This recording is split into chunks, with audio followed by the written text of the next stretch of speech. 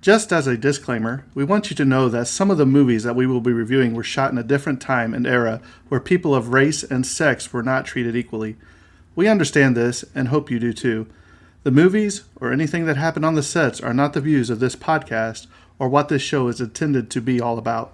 Exactly. And we want to give due diligence in presenting the movie and not the views of the cast or directors or anyone involved. But we also feel it's necessary to let the audience know some of the background information to get a feel for what was happening at the time of shooting the film. Again, we hope you understand that we do not agree with everything that went on, and we just want to give out the information.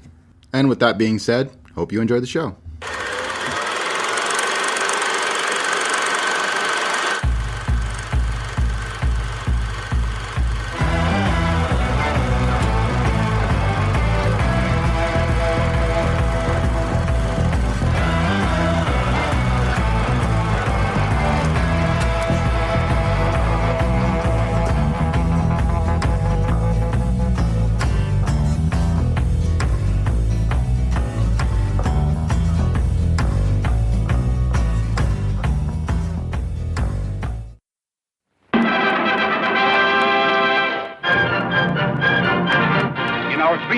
World today, adventure takes wings.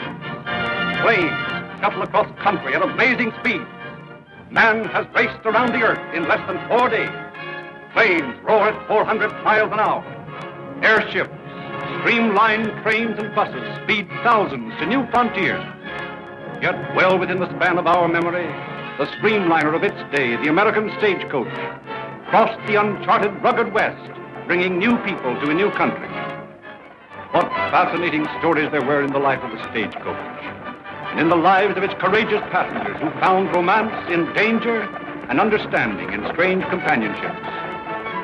From the adventures of these American frontier characters, John Ford has created a truly great motion picture, Stagecoach, a drama as forceful and as true as The Informer, and as gripping as The Hurricane.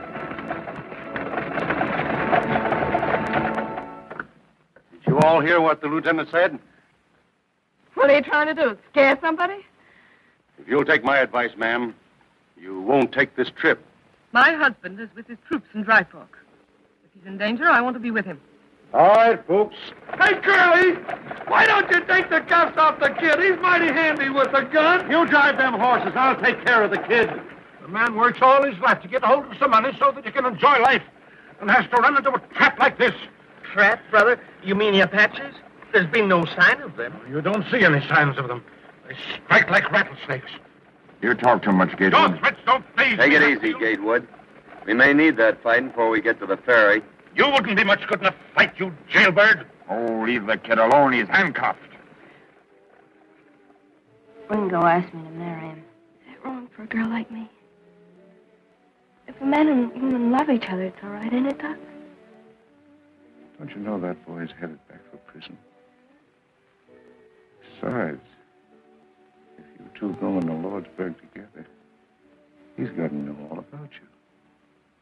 You didn't answer what I asked you last night.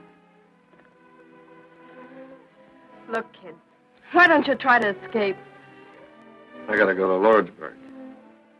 Why don't you go to my ranch and wait for me? Wait for a dead man.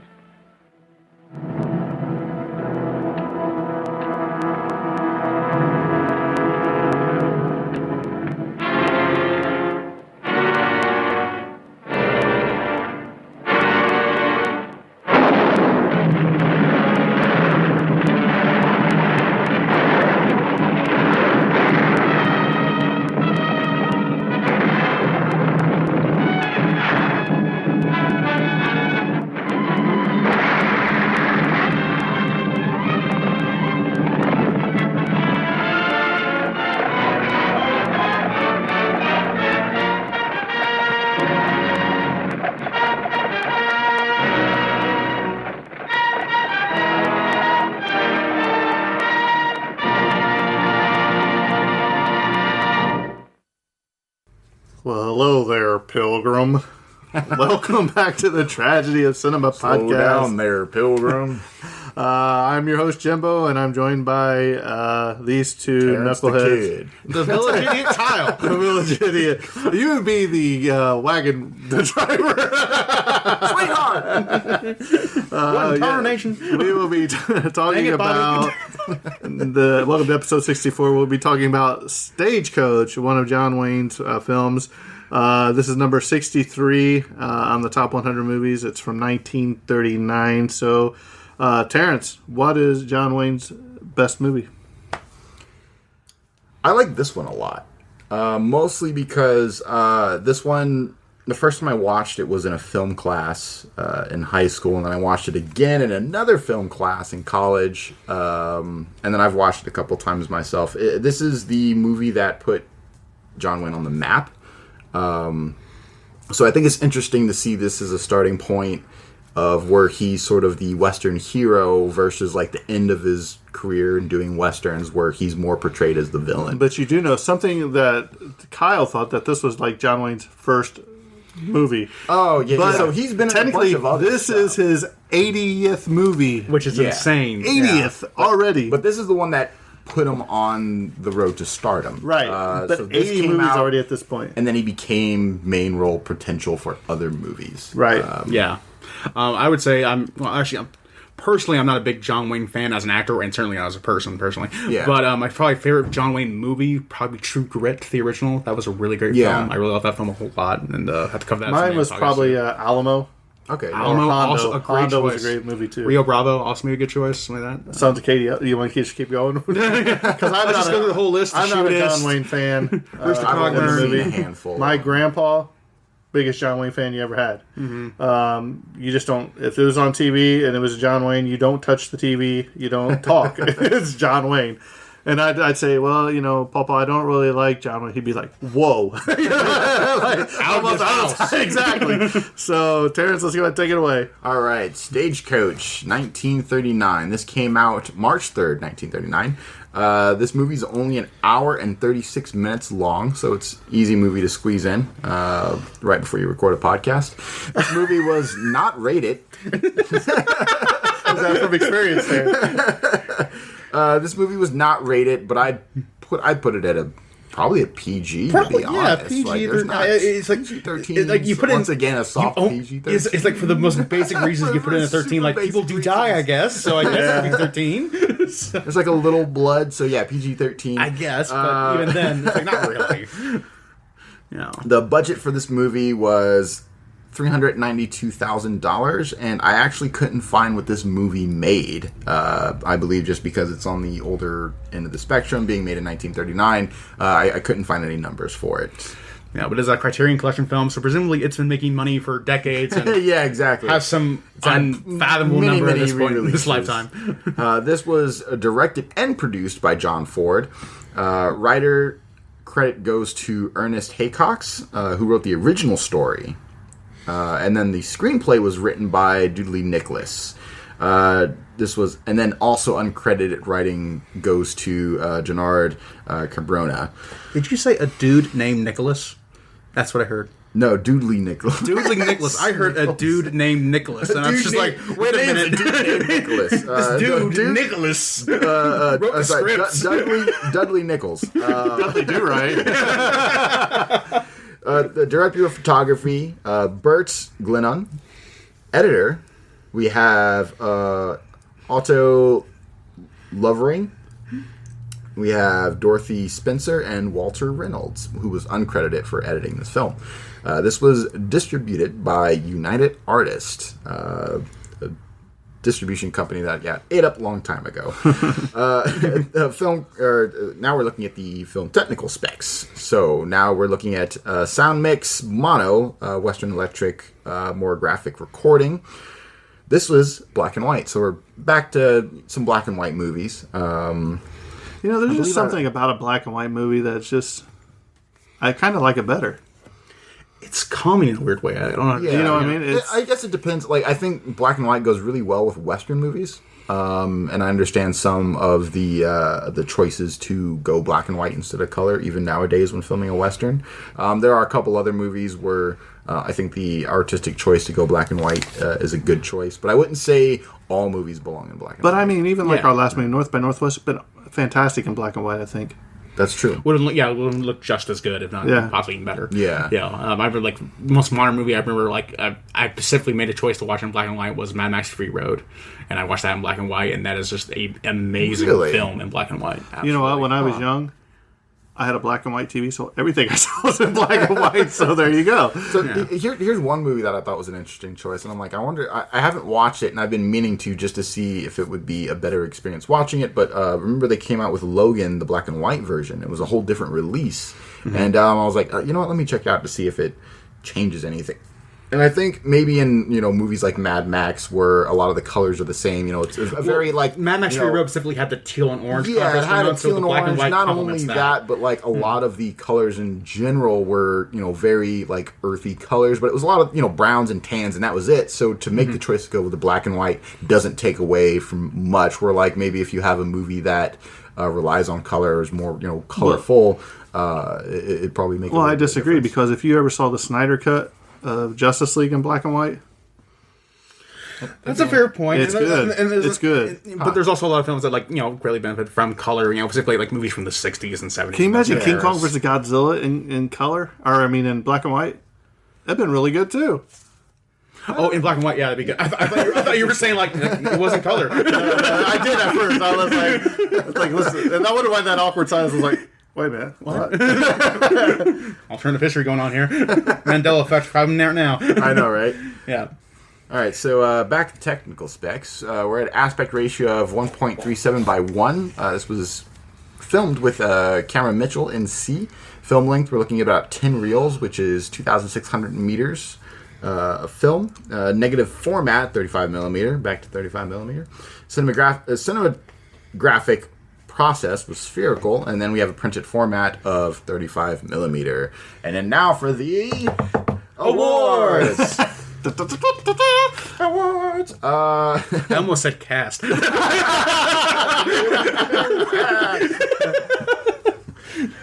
right, so Academy Awards, USA 1940. It won an Oscar for Best Actor in a Supporting Role, Thomas Mitchell.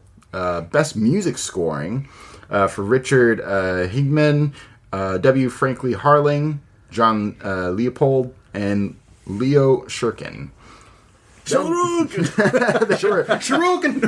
They were nominated for Best Picture, Best Director, Best Cinematography Black and White, Best Art Direction, and Best Film Editing. Then we have the Faroe Island Film Festival, 1939. They won the Golden Train Award for Best Screenplay, Dudley Nichols. Nominated for Audience Award, Best Actor, John Wayne. Nominated for Golden Train Award, Best Film, John Ford. It hit the National Film Preservation Board 1995.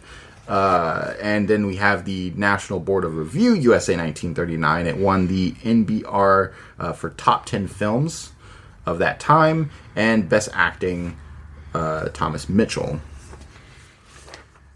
Then on the last end of the spectrum of these awards, we have New York Film Critics Circle Awards 1939. It won the NYFCC Award for Best Director, John Ford, and Online Film Television Association 2011 winner, OFTA Hall of Fame Motion Picture. And interestingly enough, we saw mostly the supporting actors in these awards and not so much the lead role here. Yeah, perhaps a small not good. And now for the cast. I hate you guys. All right, going for the cast, which I'm excited about. If no one else is. Squeak, squeak. And all right, we have the legendary John Wayne playing Ringo Kid. John Wayne, of course, you recognize as a Western legend. Pretty much any Western from 40 years ago or more, it stars John Wayne. Pretty much. So movies like Rio Bravo, True Grit, The Quiet Man, The Shootist, just overall like the list goes on. The list goes on. Did you say 40 years ago? I said any movie from any Western from 40 years ago or more. It's going to be a lot longer than that.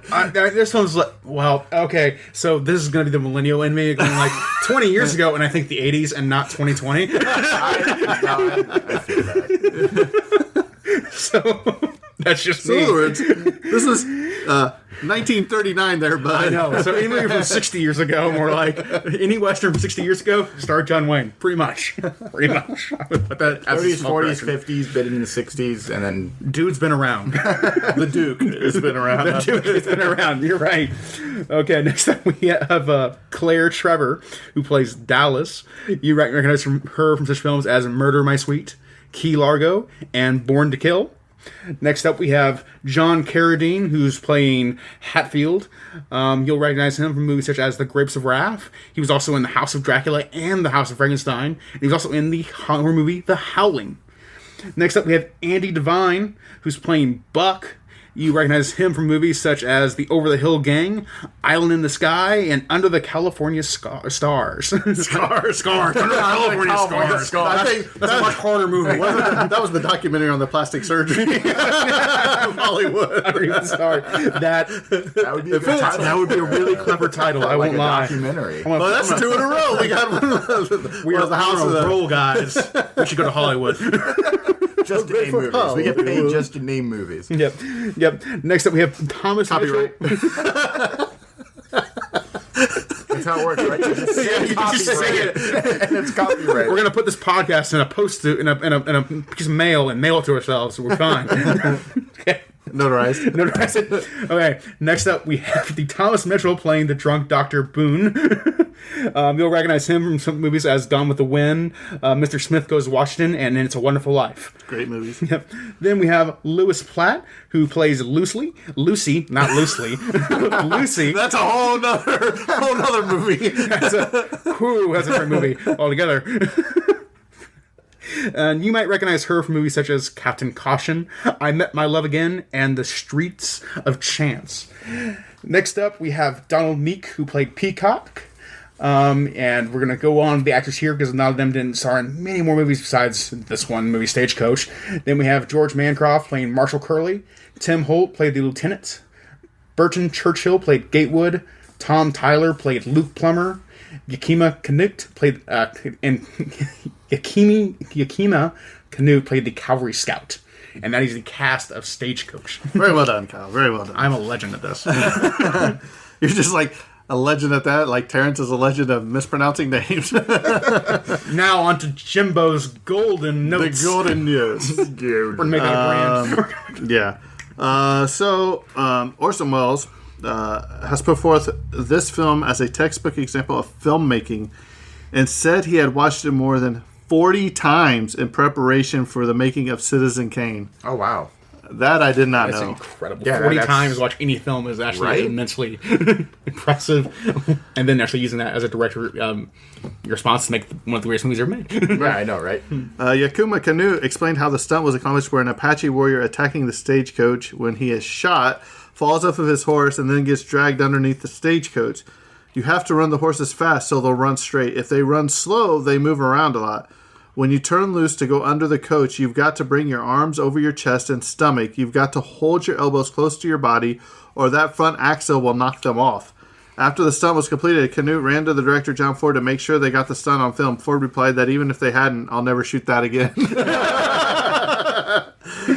But yeah, I mean, that was a really cool scene. Oh, yeah. And Well, that is one big thing in this film is even for earlier, and this is, pre-Citizen Kane. So even pre-Citizen Kane, it still did a lot of really cool shots, stunts, and other sort of film tricks and stuff like that. Even as something as simple as when they first introduce John Wayne, Having the dolly having zoom that in. sort of that dolly zoom in where like it kind of like what do you call it, unfocuses but then focuses back in to really insinuate like, oh hey, main character's here. That was a unique shot back then. So this did a lot, and you can tell that it had a lot of inspiration for Citizen Kane, which pushed the boundaries of special effects and filming.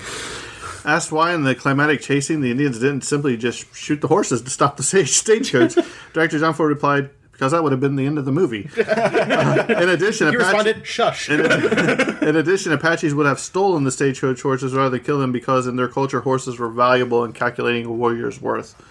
John Ford liked to bully the actors on the set, and this movie is no exception. At one point, he said to Andy Devine, "You big tub of lard. I don't know why I'm using you in this picture." And Donna Devine replied, "Because Ward Bond can't drive 6 horses." Likewise, he attacked Thomas Mitchell, who eventually retorted, "Just remember I saw your earlier film, Mary of Scotland," effectively humbling the director. Worst of all was Ford's treatment of John Wayne. He called him a big oaf and a dumb word I won't say, and continually criticized his line delivery and manner of walking, even how he washed his face on camera. He was just trying to provoke people to stronger performances like Claire Trevor recalls how Ford grabbed the Duke by the chin and looked at and shook him. "Why are you moving your mouth so much?" he asked. "Don't you know that you don't act with your mouth in pictures, you act with your eyes?" Wayne tolerated the rough treatment, and rose to the challenge, reaching a new plateau as an actor. Ford helped cement the impression that Wayne makes in the film by giving him plenty of expressive reaction shots throughout the picture. The hat that John Wayne wears was his own. He would wear it in many westerns during the next 2 decades before retiring it after Howard Hawks' Rio Bravo in 1959 because it was simply falling apart. After that, the hat was displayed under glass in his home. Classic. Local Navajo Indians played the Apaches. The film's production was a huge economic boost to the local impoverished population, giving jobs to hundreds of locals as extras and handyman. I do give this film credit for actually employing people of ethnicity and race. So like actually having Native Americans play Native Americans, actually having Mexicans play Mexicans, because there's so many films where it's just white guys portraying these roles. Basically, it's just a blackface in the degree, and it's been a double-edged sword in history because you do have this depiction where the depictions of separate races, not giving generic white men, is usually a poor representation of them. But that is true about those are the only times they actually hire those minorities in the first place. So I think improves their lives. So it was nice that they were employing them, but how they're portrayed in this film is definitely like still early westerns where Native Americans are portrayed as you're damned if you do, damned if you don't. At the same time, they do have good portrayals of Native Americans because you have sort of now given it's still stereotypical, but one of the guys that was sitting with the generals, I think, very stoic. They're seen as like very stoic warriors, and well, they also had that. Was it the Mexican singer, the famous singer that was in there? The song. Yeah, we'll get to her in a little bit, but I wonder how the Navajo Indians felt about playing Apache. You see what I mean? Yeah, that too. That's not to mention there's another scene where it sort of calls it out and then uses it as a play on words where the same Native American was one guy came in, he's like, "Oh, what's this savage doing here?" which is obviously terrible, and then the other guy flips that around and then sort of it contextualizes it differently, and he's like, what was the line? I don't remember what the line was, but basically insinuating something different. Mm-hmm. Yeah, about their parentage, possibly. Yeah. A stunt known as Running W was used to cause the Indians' horses to fall during the sequence where they are chasing the stagecoach. Strong, thin wires were fixed to a metal post anchored to the ground, while the other ends of the wires were attached to an iron clamp that encircled the legs of each horse. A horse was then ridden at full gallop, and when a wire's maximum length was reached just when the rider was shot, the animal's legs would be jerked from beneath it, causing it to tumble violently and throw off the shot rider. A rider could anticipate the fall, but the horse could not, resulting in many horses either being killed outright or having to be destroyed because of broken limbs incurred during the falls. The use of the Running W was eventually discontinued after many complaints from both inside and outside of the film industry. That's really sad. That is sad. That's why I read that and I was like, awful. Because you see that, when they're going down the other, you see the horse we just went from awful to awful. Yeah, you just went from worst to worst. First terrible depictions of Kyle's over here in tears. Just it's sad deal. You go into original history of those kind of things, it's always going to be some. people doing poor things. I didn't see you get all choked up when we slaughtered a water buffalo in Apocalypse Now. Well, it's a water buffalo. That's different.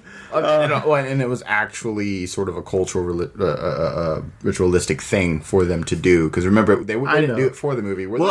This is straight up just for the movie. But they didn't do it in America either. So That's They true, didn't do too. it in America, and it wasn't as used as just a pure waste for But film. how many times did they shoot that thing, and how many horses died? Is another question. You know what I mean? I know. The answer, I don't want to know. I don't want to know that answer. I really don't. The film's original negatives were either lost or destroyed. John Wayne had one positive print that had never been through a projector gate. In 1970, he permitted it to be used to produce a new negative, and all result prints of the film seen today at film festivals and derived from the new negative as from this new negative. UCLA fully restored the film in 1996 from surviving elements and premiered it on cable's American Movie Classics, otherwise known as AMC network. The previously DVD releases by Warner Home Video did not contain the restored print, but rather a video print held in the Castle Hill Caldent Trust Library. Let's see here. 1 second. Okay, we're back after that exciting moment where we had to move some cars around so my son could go to work. So, sorry about that. So, Louise Platt, who played the very proper Mrs. Lucy Mallory, wasn't quite so prom off camera. Observing John Wayne on the set one day, Platt turned to Claire Trevor and said, "I think he has the most beautiful buttocks I have ever seen." That's fantastic. Well, Duke. John Ford declined to use John Wayne in any of his 1930s films, despite their close friendship, telling Wayne to wait until he was ready as an actor. Ford successfully sought to use this film to make Wayne a big movie star. The early scene where Ringo stops the stagecoach for a ride and twirls his Winchester rifle while the camera zooms in on his face is the exclamation mark of that effort. Yep. Pretty awesome. Like I said earlier, it this is really awesome. John Wayne's, It's a pretty good shot. John Wayne's 80th film, which is outstanding. I've seen some earlier than that where he was like a football player and stuff. So Yeah. one scene which required the stagecoach full of passengers to be floated across the river, technician deemed impossible to pull off. John Ford considered removing the scene from the script altogether. Yakuma Kunit, however, I won't say Hakuna Matata, but suggested trying to coach hollowed out logs which would increase buoyancy and thus offset the weight of the fully loaded coach. In addition, an underwater cable was used to help pull the stagecoach. Knut's plan worked, and the scene was retained for the film. Ingenuity went on there. In 1939, no paved road ran through Monument Valley. This is why it hadn't been used as the movie location before Stagecoach. There wasn't a paved road until the 1950s. Harry Goulding, who ran a trading post there, had heard that John Ford was planning a big-budget Western, so he traveled to Hollywood armed with over 100 photographs of Monument Valley and threatened to camp out on Ford's doorstep until the director saw him and the photographs. Ford saw him almost immediately. He was instantly sold on the location, particularly when he realized that its remoteness would free him from studio interference. Yeah. That's always a big thing. Hence why all the horse dies. Yeah. Basically, the Westerns had fallen out of favor with the coming of sound, and it was tricky to record on a location. Yeah, this movie brought Westerns back to the forefront because Westerns had gone sort of to the wayside at this point in time, and or the very least they were in a slump. Yeah, and not to mention it was sort of like samesies. A lot of the westerns were following a formula. Yeah, they were following a formula. This one sort of broke up that formula, created a new formula that we kind of know now in more modern westerns. They reinvented the classic of their era, basically. Exactly. Yeah. The interior sets all have visible ceilings that were filmed, an unusual practice at the time for studio filming. This was done to create a claustrophobic effect and complete counterpoint to the wide open expanse of Monument Valley, which I thought was pretty cool. Near the end of the movie, Luke Plummer is notified that the Ringo Kid is waiting for him. Just before Plummer's notified while playing poker, it's revealed that he has a pair of black aces and a pair of black eights. A poker hand with this pair of cards is the notorious Dead Man's Hand, a hand supposed to have been held by Wild Bill Hickok just before he was murdered during a poker game. John Ford loved the Monument Valley location so much that the actual stagecoach journey traverses the valley 3 times. John Wayne's salary was considerably less than all of his co-stars apart from John Carradine. Interesting. Thomas Mitchell had stopped drinking alcohol more than 2 years before he played the drunken Doc Boone. This is the only film John Ford was nominated for a Best Oscar and lost. This film made John Wayne a star 9 years after the failure of The Big Trail in 1930. Yakuma Canute is the stuntman who doubles for John Wayne and leaps from the coach to the 3-yoked pair team of horses traveling at breakneck speeds. So not only was he the the cavalry scout. Well, yeah, the engineer too. No, Yeah, but I mean, stuntman, right. engineer scout. Like he wore a lot of hats. Literally and physically. Hosteen Tissot, local shaman, promised John Ford the exact kind of cloud formation he wanted. They duly appeared. So that's pretty cool. That's awesome. In 1939, Claire Trevor was the biggest film star and commanded the highest salary. This is ranked number 9 of the American Film Institute's list of the 10 greatest films in the genre Western in June 2008. Interesting. Andy Devine was borrowed from Universal, John Carradine was borrowed from 20th Century Fox, and John Wayne was borrowed from Republic. So this guy was just borrowing from everybody. Why not? If you can do it, you'll do it. Elvira Rios, who had an uncredited minor role as Crispin Martin's wife, Yakima, was a famous Mexican singer who was very popular in Latin America. At the time she appeared in this film, she had a weekly NBC radio program and a contract with Decca Records. The film grossed nearly $1 million by the end of 1939, earning the largest profits of any Walter Wanger film production to that date. It is believed by many that the famous line, "A man's got to do what a man's got to do," widely attributed to a John Wayne Western character, is spoken by Wayne in this film. It's not. The Ringo Kid instead says, "There are some things a man just can't run away from." This is his response when asked why he intends to stay and avenge his family's murders rather than try to escape to Mexico. Although John Wayne had minor roles in John Ford's Mother Mockery in 1927 and Salute in 1929, this film was the start of the real partnership between them. This film was originally budgeted at $392,000. It cost over $500,000 to make. That's very expensive interest for that era. Yeah. Pictured on one of 4 25-cent U.S. commemorative postage stamps issued in March 23, 1990, honoring classic films released in 1939. The stamps featured are Stagecoach, Beau Geste, The Wizard of Oz, and Gone with the Wind. The actual Stagecoach used in the film resides in the Kernville, California Museum. That'd be cool to see. Where's that? California Museum. Kernville, Kernville, California. Oh, okay. Where's that at, Terence? I have no idea. No, just down the lane. Don't worry.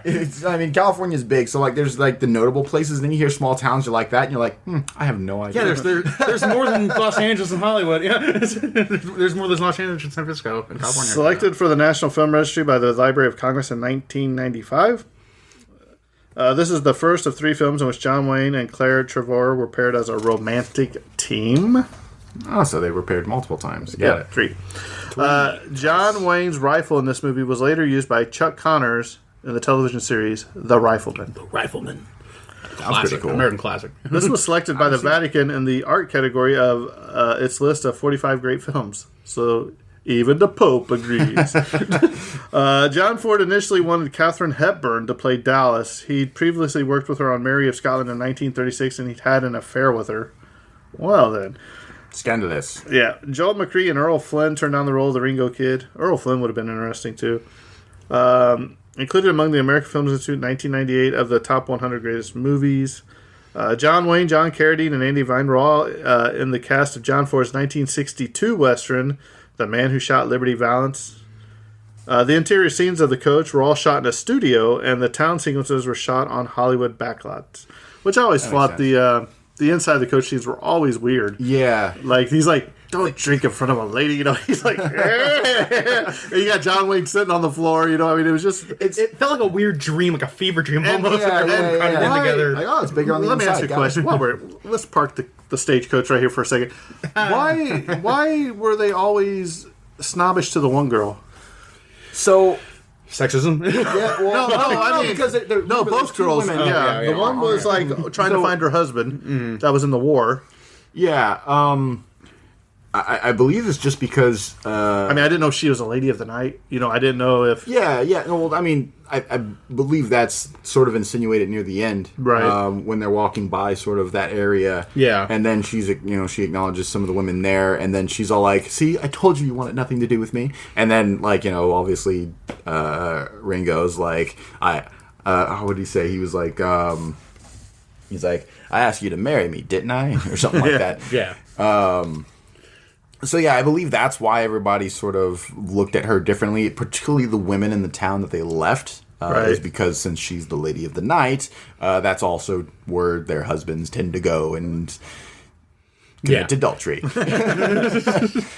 was on the list of the 1,001 movies you must see before you die. It's also on Roger Ebert's great movies list.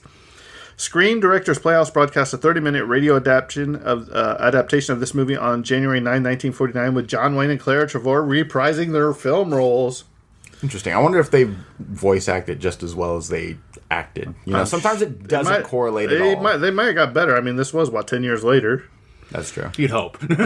Although Louis Grunberg received screen credit for the musical score, his contribution was not used, and his name was omitted from the Academy Award nomination. Sorry, Louis. The film's reputation suffered in later years as it was widely condemned as racist for its portrayal of the Native American for sure. Indians. 100%. Completely valid. Yeah. At the start of the movie, the stagecoach pulls up in front of the Tonto Hotel. This could possibly be a reference to the Lone Ranger radio series, but it seems more likely that it refers to the Potawatomi Indian word meaning wild one. Ringo tells Dallas he was almost 17 when he went to prison. He is clearly in his late 20s now. Why did he wait so long to break out of prison to get his revenge? Given that he wouldn't be permitted to practice with his gun in prison, his reputation as a gunman must have been established no later than the age of 16. While not impossible, it's highly unlikely. Yeah. Not to mention, it just seems like one of those things where, like, you watch older movies and they're like, I'm 20. And I'm like, you look 30. Kyle. You know, cigarettes, they bring you down. But anyways, yes, me. What do you think? I think that John Ford is a legendary director and John Wayne is a legendary actor, and Western is overall an amazing genre. That said, this film largely kind of put me to sleep for the most part. I'm totally honest. I thought the film was very good, very well made, kind of like, but I guess I was in the mood that particular day maybe for something a little more visually appealing or action-filled or something like that, more drama. But it's still a great film in its own right. But I'd say you have to be kind of in the mood to see an older film such as this, and I recommend it for that. And if you're a Western fan, of course, you should go see it. But it's also, I wouldn't put it as like the 1,045 or 1,001 movies you need to see before you die. I don't think it needs to be required viewing for the most part. I think it's just it's a good film that you can appreciate for what it is, but it's not gonna, it doesn't need to necessarily influence films of today, in my opinion. So that's my opinion of the film. Terrence, how about you? So, you're wrong. obviously. I can just see Terrence's face like, you're wrong, because Terrence is the one that suggested this film. No, so here's the thing. I do understand the problems with this movie, and it's not sort of these things itself that make me like the movie, obviously. The depiction of people of color in this movie is not good at all. I mean, obviously, it's a poor depiction of both Native Americans and Hispanics. That being said, the reason why I believe this movie is held in high regard are for different reasons. Kind of like when we were going over Citizen Kane, it's not so much the story itself that it's regarded for other reasons. There were some very elaborate stunts that were done, as we had talked about. There was a lot of different filming methods, different shots that were done that obviously inspired something that really took practical effects to the next level. So it definitely did inspire future films. Also, as previously stated, this brought back Westerns. And so this made future Westerns possible to, bring it to where we have today. We still see Westerns. And I feel like this was a big stepping stone in bringing Westerns back to the forefront and bringing in a new formula. So I would say if you're a Western fan, definitely watch it. If you like seeing things just for the historical value of like, hey, you know what? This is something, like I said, that brought back Westerns. Definitely check it out. But do know, as far as, how people are portrayed in it because of the time, this is one of those movies that don't age well at all. But other than that, that aside, there are likable characters. It is definitely a character-driven film. If you're looking for sort of the visually pleasing action, you kind of don't see it till the end, but it's very interaction. It's very character interaction driven. So you get invested in the characters, their stories, what are they doing, why are they like they are, and that's pretty much where the interest comes in. So if you like that sort of plot-driven movie, then this will be a thing that's enjoyable. As far as I think that's pretty much all I have to say. I would say if you like film for historic reasons or if you like westerns, this is a watch for sure. If not, if you're just a casual movie goer, this one I think could be an easy pass. And obviously, you know, if you're a John Wayne fan, you've probably already seen this. So that goes without saying that, you know, hey, if you like John Wayne, sure, watch it. But other than that, it's both watch it and a pass. If you're, like I said, casual moviegoer, it doesn't hold up.